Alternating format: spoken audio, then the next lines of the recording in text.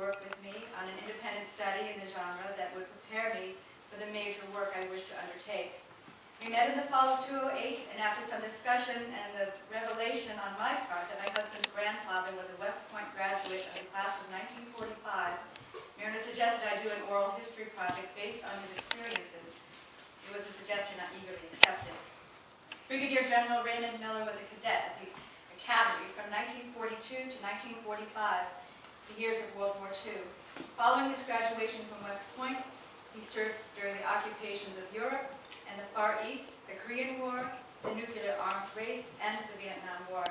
My independent study became an oral history of his time at West Point and right after World War II.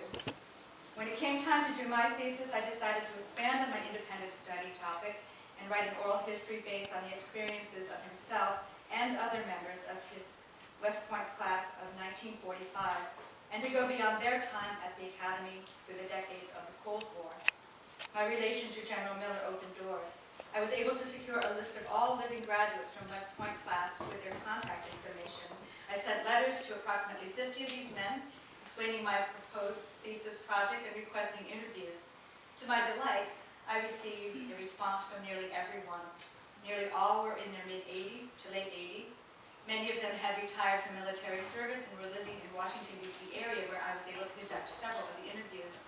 I ended up conducting 30 interviews, each of them in the interviewee's home, and ended up with 50 hours of recordings, which I went on to transcribe.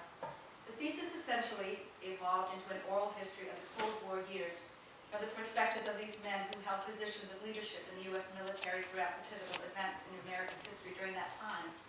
It is basically a chronological account, beginning with a prologue on West Point during World War II, then moving on to the occupation of post-war Europe and the occupation of post-war Far East, the Korean conflict, the race of nuclear arms, the Vietnam War, and the end of the Cold War.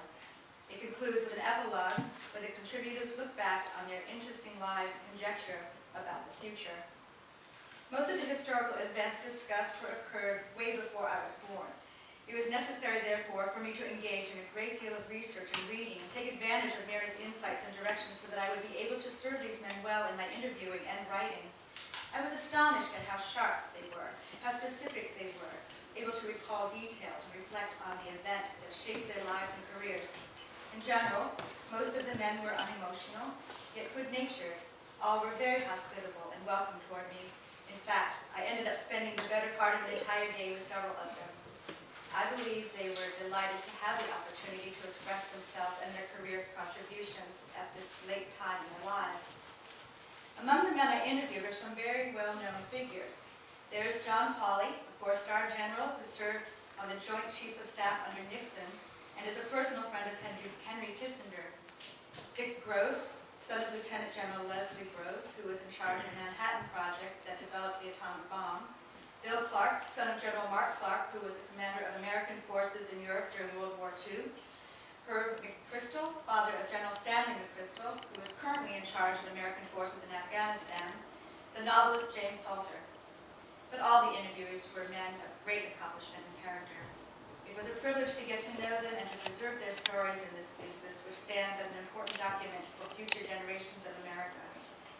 Since the interviewing phase of the Oral History Project, which was during the spring and summer of 2009, at least one of the men I interviewed has passed away. A few others were terminally ill at the time of interview.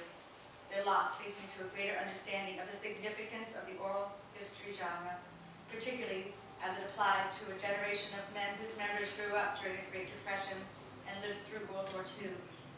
Their individual stories make an incredible contribution to our body of knowledge of that era, giving us immediate and personal insights into events that shaped the American